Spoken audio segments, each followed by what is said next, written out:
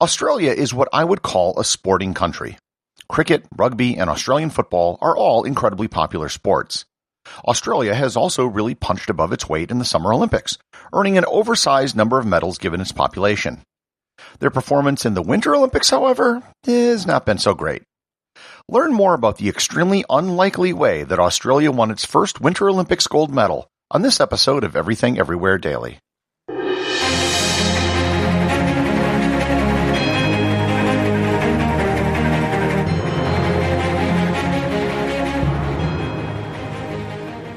Today, I want to tell you about my other podcast. Yes, believe it or not, this is not my only podcast, nor is it even my first podcast. I also co-host a show called This Week in Travel. I've been doing it for almost 12 years, and over that time I've recorded the show from dozens of countries around the world. We've recently relaunched the show after a hiatus in 2020 due to the pandemic, but we're back now, and we are better than ever. The show has interesting guests from all over the world, as well as travel news from the week and great tips to help you on your next trip. If you love to travel and want another dose of Gary in your life every week, just search for This Week in Travel wherever you listen to podcasts. Once again, This Week in Travel. As I mentioned in the introduction, Australia is a pretty good country when it comes to sports. At almost every Summer Olympics, they rank amongst the top countries when it comes to medals per capita. And the only reason they don't rank higher is because when one really tiny country wins a single medal, the math makes it impossible for almost any other country to do better. However, Australia is not what you'd call a winter wonderland. Almost half the country is located in the tropics, and the rest of the country is still pretty warm. While many Australians will be quick to point out that the country does in fact have some ski resorts in the mountains between Sydney and Melbourne, it isn't like Canada, where they literally have people playing hockey on their $5 bill.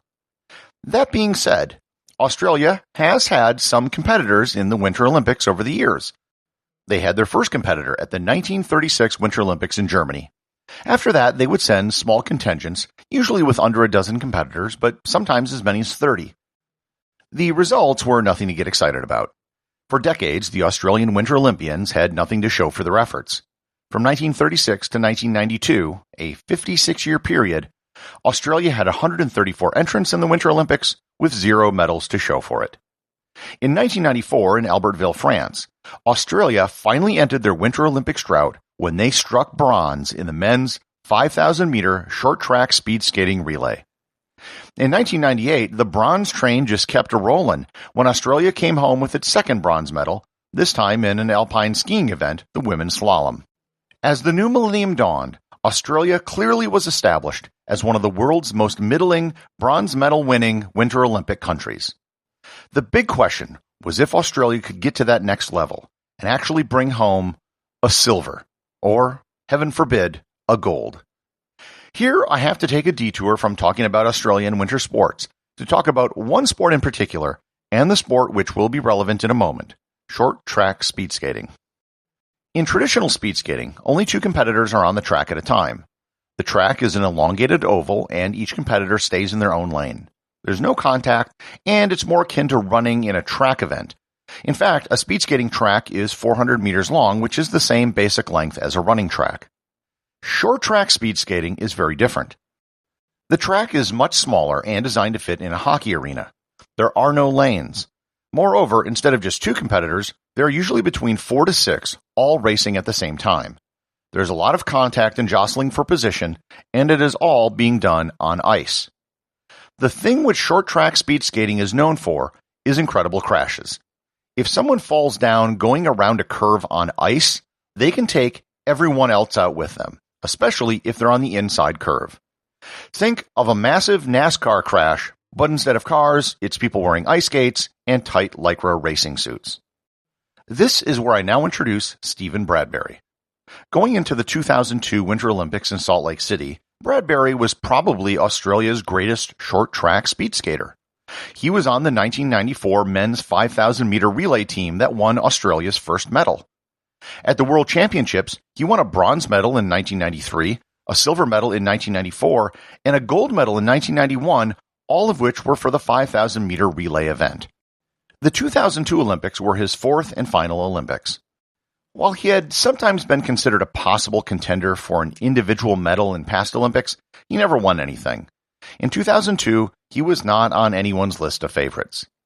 The 1,000 meters was the last short track speed skating event of the Olympics and would be Bradberry's last Olympic race. In the preliminary heat, he actually won against a pretty weak field. Of the 16 men who qualified for the quarterfinals, his speed was decidedly in the middle of the pack. In the quarterfinals, his incredible lucky streak began. In each quarterfinal race, there are 4 competitors, and the top 2 would advance to the semifinals. In his heat, the runner-up was Marc Gagnon from Canada, who was also the gold medalist in the men's 500 meter and the bronze medalist in the 1500 meter. However, he was disqualified, thereby allowing the third-place finisher to advance. The third-place finisher was Stephen Bradberry. Most people assumed that Bradberry's luck would run out in the semifinals. He was in a heat with 5 competitors, and only the top 2 advanced to the finals. For most of the race, he was dead last. However, on the last lap, 3 of the skaters wiped out, allowing Bradberry to coast across the finish line in second place, allowing him to advance to the finals. Everyone was astonished that he had even made the finals, let alone have any chance of winning. The other people he was up against in the finals were some of the best speed skaters in history. Bradberry had never won an individual medal at an Olympics or a World Championship. His competitors had won dozens. No one gave him a chance. From the starting gun in the finals, Bradberry was in last. In fact, the camera had to pan out to even get Bradberry in the frame for most of the race. It was 4 men jockeying for position, and Bradberry far behind the rest of them. But as I mentioned before, this is short track speed skating. Things can happen in this event that can't happen in any other sport. On the very last turn of the very last lap, 4 of the 5 skaters wiped out. Bradberry was so far behind that he avoided the pileup and went on to coast over the finish line in first place. Australia, in the most improbable way possible, had actually won a Winter Olympics gold medal.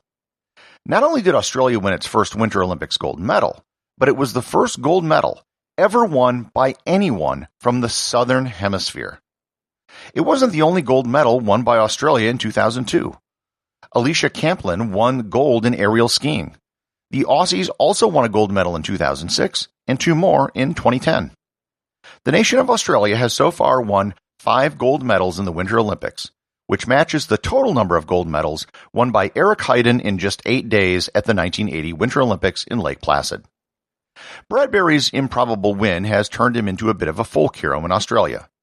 In Australia today, there's a phrase, doing a Bradberry, which can be used when someone experiences unexpected success. Immediately after the Olympics, he appeared on an Australian postage stamp. Stephen eventually retired from the sport in 2005 and wrote a biography. The name of the book? Last Man Standing. So, what is the lesson we can take from Stephen Bradberry? I think it is this. If you want to finish first, you have to finish. The associate producer of Everything Everywhere Daily is Thor Thomsen. If you'd like to support the show, please donate over at patreon.com. There is content only available to supporters, merchandise, and even opportunities for a show producer credit. If you know someone you think would enjoy the show, please share it with them. Also remember, if you leave a 5-star review, I'll read your review on the show.